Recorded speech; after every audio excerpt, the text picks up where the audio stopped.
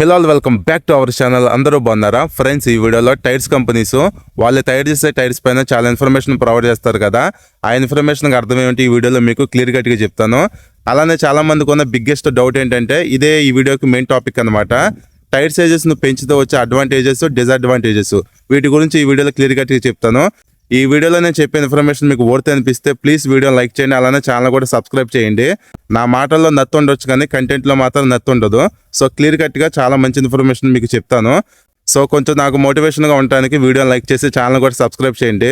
Subscribe చేయొచ్చు కదా, మీ bike mileage ఎక్కువ వస్తుంది. సరదాగా చెప్తున్నాను. ఇంకా without any late let's begin the video. First of all మీకు వీడియోలో కనిపిస్తున్న బైక్ షైన్ బైక్. రీసెంట్గా ఈ బైక్ అన్నారు ఎంఆర్ఎఫ్ కంపెనీ టైర్తో బ్యాక్ సైడ్ టైర్ను చేంజ్ చేయడం జరిగింది. కొత్త ఎంఆర్ఎఫ్ 80 సెక్షన్ టైర్ కాస్ట్ వచ్చేసి 1750 రూపీస్ వరకు ఛార్జ్ చేశారు. ఈ టైర్కి 1 year వారంటీ కూడా ప్రొవైడ్ చేయడం జరిగింది. అసలు ఈ వారంటీ ఎలా వర్క్ అవుతుందో మీకు క్లియర్ కట్గా చెప్తాను.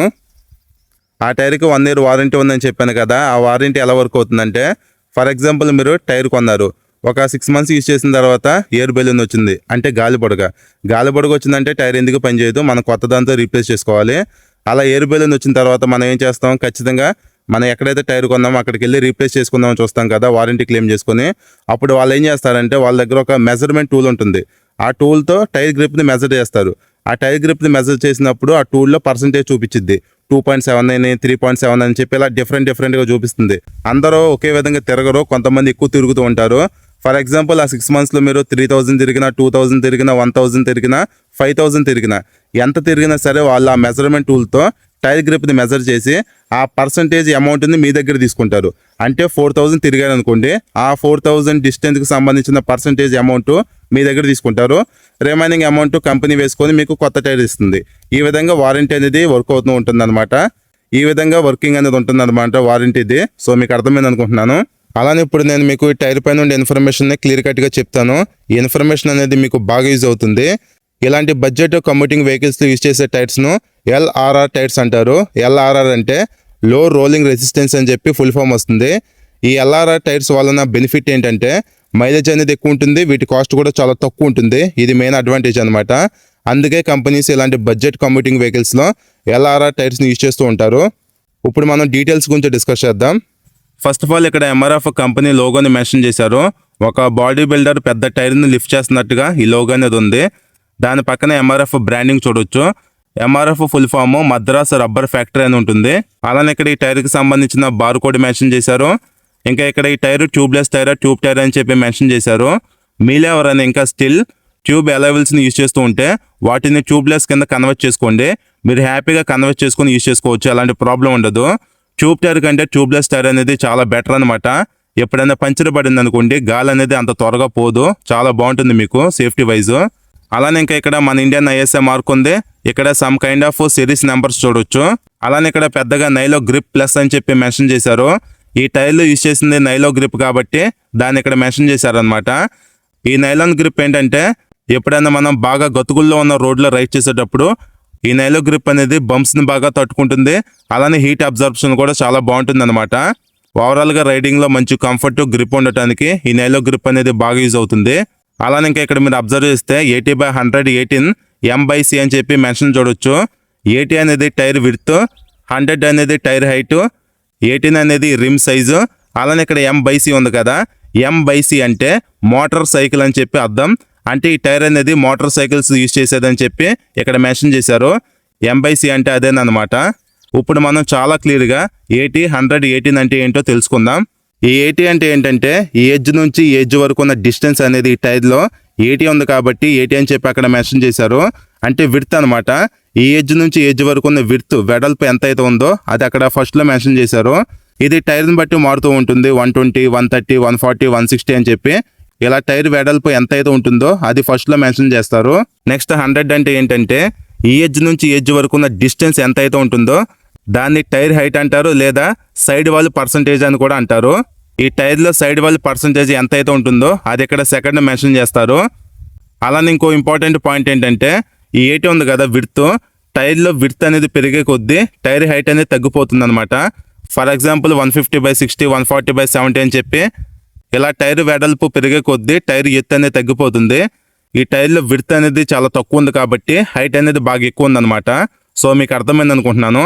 అలానే ఇక్కడ ఉన్న 18 ఏంటంటే ఈ వీల్ సైజ్ అనమాట. ఈ వీల్ సైజ్ ఎంత అయితే ఉంటుందో దాన్ని అక్కడ మెన్షన్ చేస్తారు. ఈ వెహికల్లో 18 ఉంది కాబట్టి 18 అని చెప్పి మెన్షన్ చేశారు. జనరల్గా 2 వీలర్ వెహికల్స్లో వీల్ సైజెస్ అనేవి 10, 12, 14, 16, 17, 18, 21 నుంచి ఇలా డిఫరెంట్ సైజెస్ అనేవి ఉంటాయి.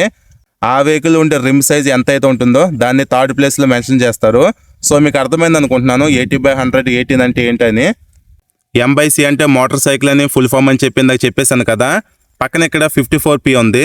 ఈ 54P అంటే ఏంటో అర్థం చేసుకోవాలంటే మన దగ్గర ఇండెక్స్ చార్ట్ ఉండాలి. ఆ ఇండెక్స్ చార్ట్లో మీకు క్లియర్గా చూపించి చెప్తాను.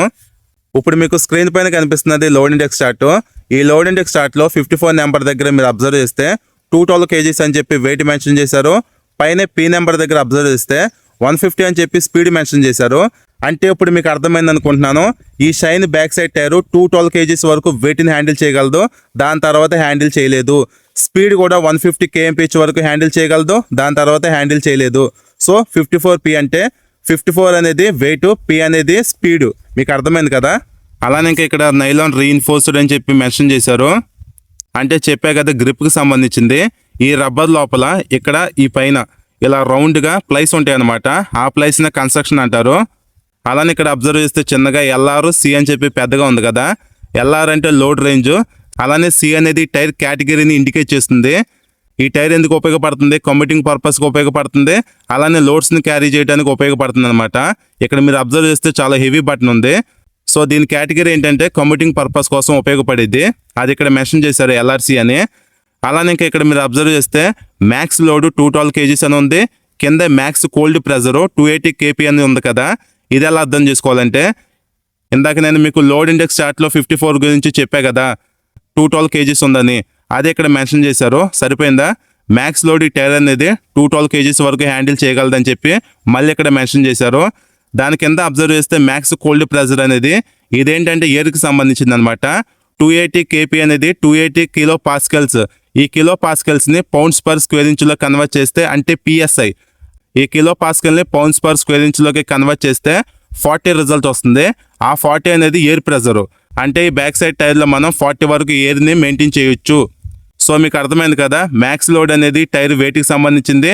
మ్యాక్స్ కోల్డ్ ప్రెజర్ అనేది ఈ టైర్ ఎయిర్ ప్రెజర్కి సంబంధించింది. అలానే ఇక్కడ మీరు అబ్జర్వ్ చేస్తే 467 lbs 40 PSI అని ఉంది. సో ఇక్కడ నేను మీకు చూపించాను కదా 280 కిలో పాస్కల్స్. చూసారు కదా సరిపోయిందా? 40 PSI అని చెప్పి ఇక్కడ కూడా మెన్షన్ చేశారు ఎయిర్ ప్రెజర్ని. దానిపైన అబ్జర్వ్ చేస్తే 467 lbs. ఇక్కడ టైర్ వెయిట్ ఉంది కదా ఇది కేజీస్ని LBSలో మెన్షన్ చేశారు. ఈ 467 lbs అంటే 212 kgs అని అర్థం. అంటే ఈ రెండింటిని ఇక్కడ మళ్ళీ మెన్షన్ చేశారనమాట. ఇక్కడ వెయిట్ని కేజీస్లో మెన్షన్ చేస్తే ఇక్కడ LBSలో మెన్షన్ చేశారు. ఇక్కడ ఎయిర్ని కిలో పాస్కల్స్లో మెన్షన్ చేస్తే ఇక్కడ పౌండ్స్ పర్ స్క్వేర్ ఇంచ్లో మెన్షన్ చేశారు. అలానే ఇక్కడ మీరు అబ్జర్వ్ చేస్తే మేడ్ ఇన్ ఇండియా అని చెప్పి మెన్షన్ చేస్తుంది. అలానే ఇక్కడ ఈ టైర్ బ్యాచ్ నెంబర్ చూడొచ్చు. అలానే పైన ఇక్కడ tread 2 poly nylon, side wall 2 poly nylon ఉంది కదా. సైడ్ వాల్ 2 పాలీ నైలాన్ అంటే ఇక్కడ ఉండే గ్రిప్. ట్రెడ్ అనేది పైన ఇక్కడ మిడిల్లో ఉండే గ్రిప్ అనమాట. వాటికి సంబంధించిందని ఇక్కడ మెన్షన్ చేశారు. నెక్స్ట్ ఇంకా ఇక్కడ మీరు అబ్జర్వ్ చేస్తే PE, BL, NPL అని చెప్పి క్యాపిటల్ లెటర్స్లో కొన్ని లెటర్స్ మెన్షన్ చేశారు కదా. ఇవేంటంటే MRF కంపెనీ కోడ్స్. ఈ కోడ్స్ వేటిని ఇండికేట్ చేస్తాయంటే ఈ టైర్ బ్యాచ్ నెంబర్స్ని, సిరీస్ను, అలానే ప్లేస్ని ఇండికేట్ చేస్తాయి. సో మీకు అర్థమైంది కదా ఇవి కోడ్స్ అనమాట. దాని పక్కన అబ్జర్వ్ చేస్తే 4/25 అని ఉంది కదా. ఇదే మ్యానుఫ్యాక్చరింగ్ డేటు. మీరు కొత్త టైర్ కొనుక్కునేటప్పుడు ఖచ్చితంగా చూడాల్సింది దీన్నే. 4/25 అనేది మ్యానుఫ్యాక్చరింగ్ డేటు. 4 అనేది వీక్ని ఇండికేట్ చేస్తే 25 అనేది ఇయర్ని ఇండికేట్ చేస్తుంది. అంటే మీకు వీడియోలో కనిపిస్తున్న షైన్ టైరు 4th వీక్ కదా. జనవరి మంత్ 4th వీక్లో 25 ఇయర్లో మ్యానుఫ్యాక్చరింగ్ అయింది. ఇప్పుడు నేను మీకు ఒక ఇంపార్టెంట్ పాయింట్ చెప్తున్నాను, చాలా బాగా గుర్తుపెట్టుకోండి. టైర్ లైఫ్ ఉండేదే 5 ఇయర్స్. 5 ఇయర్స్ తర్వాత మీరు వాడినా వాడకపోయినా టైర్ గ్రిప్ అనేది హార్డ్ అయిపోయి గ్రిప్ అనేది ఉండదు, క్రాక్స్ కూడా వస్తాయి. సో మీరు కొత్త టైర్ కొనుక్కునేటప్పుడు ఏ ఇయర్లో ఉంటే ఆ ఇయర్ టైర్ కొనుక్కోవడానికి ట్రై చేయండి. కొన్నిసార్లు షాప్ వాళ్ళు ఏం చేస్తారంటే 2 సంవత్సరాల టైర్ని కూడా మీకు చూపిస్తారనమాట, డిస్కౌంట్ ఇచ్చి తీసుకోండి అని చెప్పి. మనం ఏంటంటే 100-200 తగ్గుతుంది కదా అని చెప్పి కొంతమంది తీసుకుంటూ ఉంటారు. అలాగే ఎప్పుడు చేయొద్దు. మీకు డిస్కౌంట్ వస్తుంది కదా అని చెప్పి ఓల్డ్ ఇయర్ టైర్స్ తీసుకుంటే టైర్ లైఫ్ అనేది మీరు కోల్పోతున్నారు. జాగ్రత్తగా మీరు అది చూసుకొని తీసుకోండి. ఈ బైక్ ఓనర్కి నేను చెప్పాను 26 ఇయర్ టైర్ తీసుకోమని, బట్ దొరకలేదని చెప్పి 25 ఇయర్ టైర్ తీసుకున్నాడు. 1 ఇయర్ అయితే పర్లేదు కానీ మరి అంతకంటే ఎక్కువ తీసుకోవద్దు. సో మీరు మ్యాక్సిమం ఏ ఇయర్లో ఉంటే ఆ ఇయర్ టైర్ తీసుకోవడానికి ట్రై చేయండి. లేదంటే ఒక 1 ఇయర్ బ్యాక్ టైర్ అని తీసుకోండి, కానీ అంతకంటే ఎక్కువ వద్దు. చెప్పే కదా టైర్ లైఫ్ ఉండేది 5 సంవత్సరాలు. మీరు ఎంత తక్కువ ఇయర్ ఉన్న టైర్ తీసుకుంటే అంత లైఫ్ అనేది మీరు కోల్పోతున్నారు టైర్కి సంబంధించింది. ఇది మాత్రం కొంచెం జాగ్రత్తగా చూసుకోండి. సో ఇప్పుడు మనం మెయిన్ టాపిక్ అయినా టైర్స్ అప్గ్రేడ్ డౌన్ గ్రేడ్ గురించి డిస్కస్ చేద్దాము. టైర్ సైజును పెంచుకుంటే వచ్చే ప్రాబ్లమ్స్ ఏంటి, బెనిఫిట్స్ ఏంటి, టైర్ సైజును డౌన్ గ్రేడ్ చేస్తే వచ్చే ప్రాబ్లమ్స్ ఏంటి, బెనిఫిట్స్ ఏంటి, క్లియర్ కట్గా మీకు చెప్తాను. ఇప్పుడు ఇవి మీకు అర్థం అవ్వడానికి కొన్ని ఎగ్జాంపుల్స్ ఇస్తాను, జాగ్రత్తగా వినండి. ఓల్డ్ టీవీఎస్ రైడర్ 125లో ఫ్రంట్లో 80 సెక్షన్ టైర్ ఉంటే బ్యాక్ సైడ్ 100 సెక్షన్ టైర్ ఉండేది. టీవీఎస్ కంపెనీ ఏం చేసిందంటే ఫ్రంట్లో 100 సెక్షన్ టైర్కి బ్యాక్ సైడ్ 110 సెక్షన్ టైర్కి టైర్స్ని అప్డేట్ చేసింది.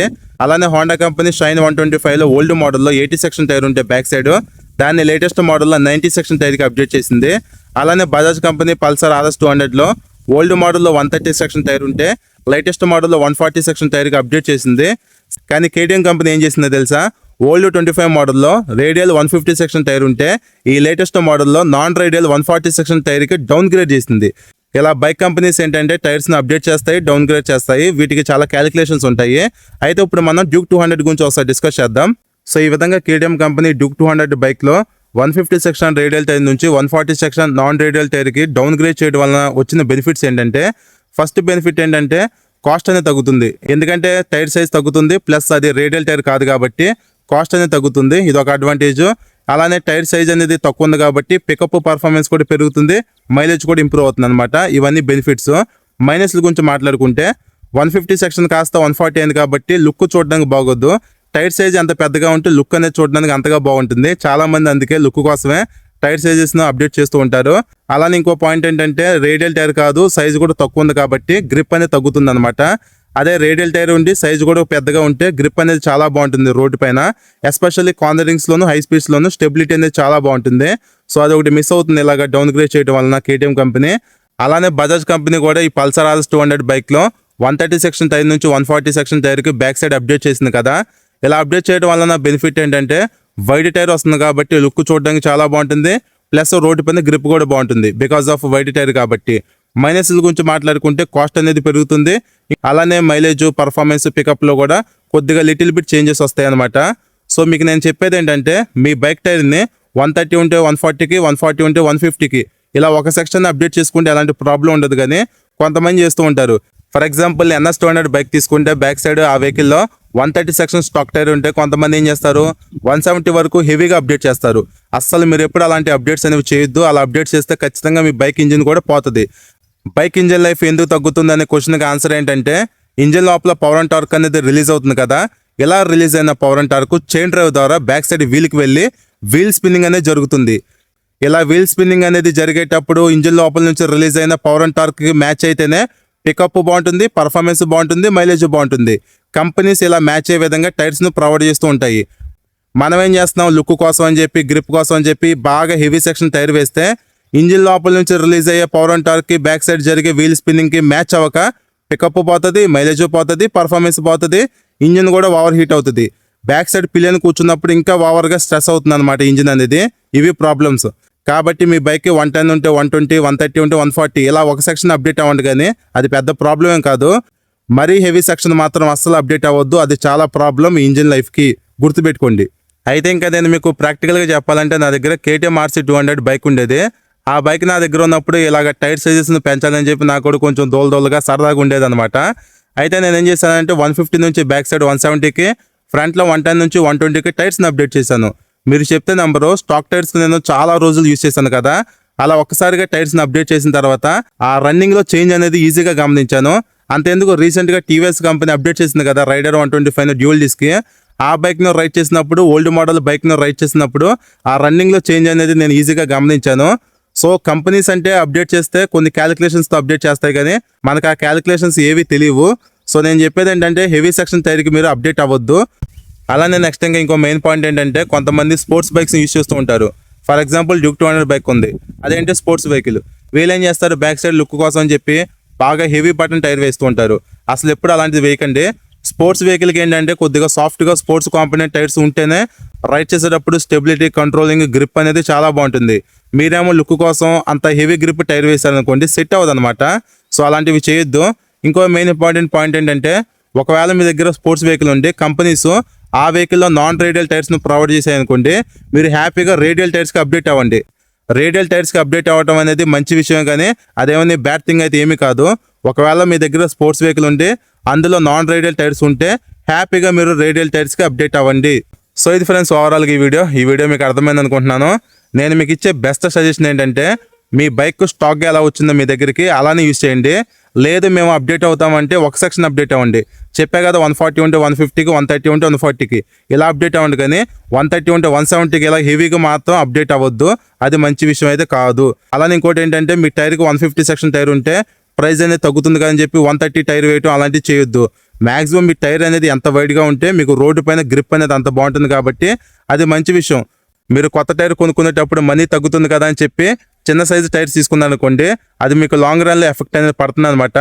మాక్సిమం మీరు మీ బైక్ స్టాక్గానే యూజ్ చేయండి, మరీ డౌన్ గ్రేడ్ అయితే అసలు చేయొద్దు. అది మంచి విషయం అయితే కాదు. ఒకవేళ మీరు అప్డేట్ చేసుకుందాం అనుకుంటే ఒక సెక్షన్ అప్డేట్ చేసుకోండి. సో ఇది ఓవరాల్గా ఈ వీడియో మీకు అర్థమైంది అనుకుంటున్నాను. ఇంకా మీకు స్టిల్ ఏమైనా డౌట్స్ ఉంటే కింద కామెంట్ చేయండి, మీకు రిప్లై ఇస్తాను. ఈ వీడియో నచ్చితే లైక్ చేసి మా ఛానల్ ఫస్ట్ టైం చూస్తే సబ్స్క్రైబ్ చేయండి. Thank you.